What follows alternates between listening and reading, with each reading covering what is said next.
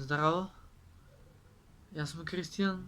Dneska snemam video za poznati od amerikanski ili kaufida pijači. Nema zanima i ne nisam da znam za njega.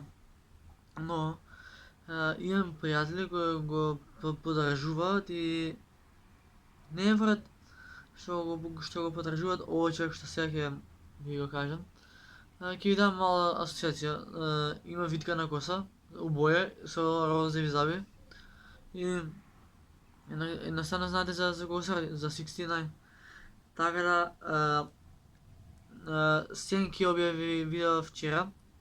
69 се прелазio sa кофеином и завршил в болницу.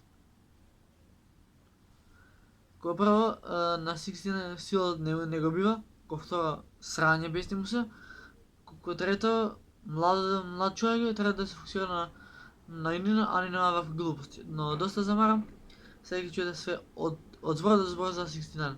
Ви гарантирам дека не лажам, ви гарантирам. Така да, лайк, сабскрайб. Ако сакате да правам вакви серијали за...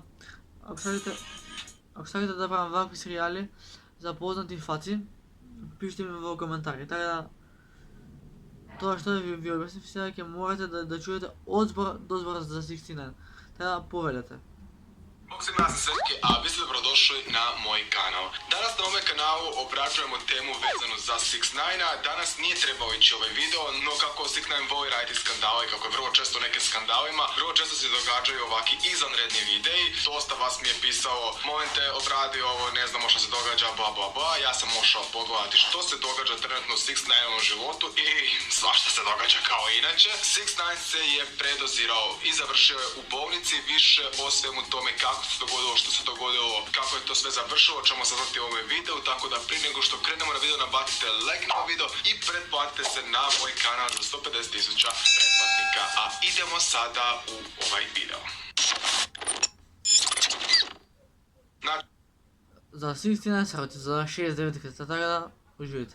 Ovako, iz prošlog videa smo mogli saznati da je 6ix9ine izbacio novi album i novi merch i sve je trebalo ići po planu, no nažalost to nije bilo tako. Nažalost, mislim sad nažalost ili ne, nije bitno, 6ix9ineov novi album kojeg je izbacio ne ide baš najbolje kako je trebao ići, odnosno kako je on zamislio, znači prodaja mu nije baš bajna, ali merch se ne prodaje kako je on htio. Zašto mu sve baš ne ide od ruke, neću sada obrađivati u ovom videu, nego ću obrađivati ovu temu zbog koje ste i ušli u ovaj video, to je tema zašto je 6ix9ine završio u bolnici. Sve je započelo na jednoj stranici koja se zove Gossip of the City. Tamo se objavljuju svi mogući tračevi, kao na primjer o Drakeu, Donaldu Trumpu, Jeffree Staru i tako dalje. Tu je također izašao jedan trač o tome kako je 6ix9ine iz nekog razloga se predozirao i završio u bolnici. Na ovom sajtu se pojavila jedna od prvih uopće u medijima ta informacija, znači da je 6ix9ine završio u bolnici i da se predozirao. I to je to. I više se niš nije znalo. Sad su tu počele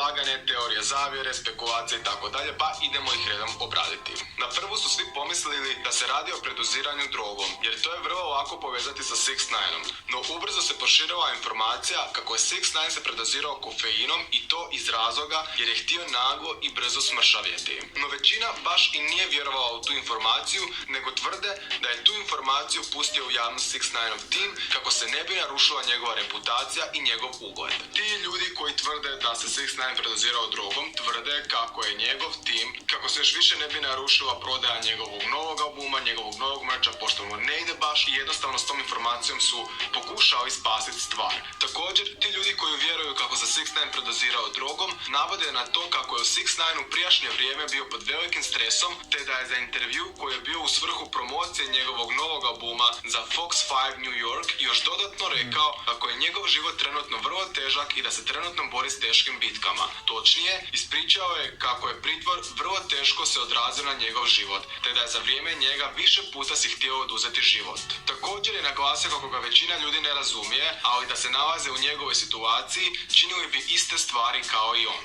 No, to je samo njihova teorija, znači te informacije da se 6ix9ine predozirao drogom nisu nigdje potvrđene, ni od strane bolnice, ni od strane 6ix9ineovog tima. No, kako nigdje nije potvrđeno da je 6ix9ine se predozirao drogom, svi vjeruju da je se 6ix9ine zaista predozirao kofeinom. Sada, postoji cijela priča kako se to desilo i zašto se to desilo i to ćemo također sada u nastavku ovog videa obraditi. 6ix9ine je tokom lockdowna koji je znatno više trajao u Americi nego kod nas na Balkanu dobio višak kilograma i to se može vidjeti u spotovima, ali i na slikama. Htio je stati tome na kraj i za buduće spotove smršavljati. Odlučio se smršaviti tabletama za mršavljanje te je uzeo dvostruku dozu tih tableta od one propisane i još je sve to zalio kofeinskom kavom iz McDonald'sa. Nakon što je sve to unio u svoj organizam, njegovo srce je počelo neispravno raditi i 6ix9ine je pozlilo te je hitno prevezan u bolnicu na Floridi. Nakon 2 dana kada mu se stanje smirilo, pušten je kući i sada trenutno živi na Floridi dok ne dođe k sebi. Također, već je viđen u trgovini u javnosti, što nam govori kako je 6ix9ine sasvim ok. Znači, to je cijela priča o tome kako je 6ix9ine završio u bolnici i kako se on predozirao. Uopće nije nikakav big deal, jednostavno čovjek je htio smršaviti, samo što nije se pridržavao pravila kao što se ni inače ne pridržava pravila općenito u svome životu i u svome ponašanju i jednostavno napravio jednu grešku za koju vjerujem da više neće napraviti. E sada, da li je to ipak istina što govore ovi drugi ljudi da je to ipak bilo predoziranje drogom zbog trenutnih situacija i trenutnih poteškoća u životu jer jednostavno mu ne ide sve kako je zamislio, ili je jednostavno istinita ova druga priča gdje se 6ix9ine jednostavno predozirao kofeinom i tabletama za mršavljenje. Mene zanima što vi mislite o tome, te mi pišite dolje u komentare da li ste za priču gdje se predozirao drogom ili se ipak predozirao tabletama za mršavljenje i kofeinu. Vi puštив za to. Zdaj gi še ne objasnim, što... Ne,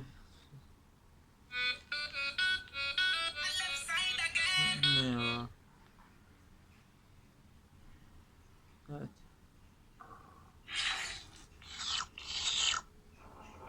I tell a nigga don't dick ride, don't blink ride, leave it to the double thick thighs, twin sisters. Drop it down and wobble wobble up, mommy boot it up, shake it down and gobble gobble up, cause my money up.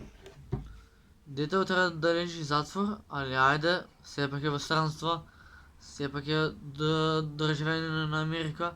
Америка ќе му пресуди.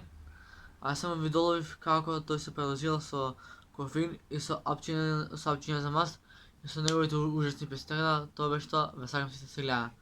Пис, бро, рапапапапа.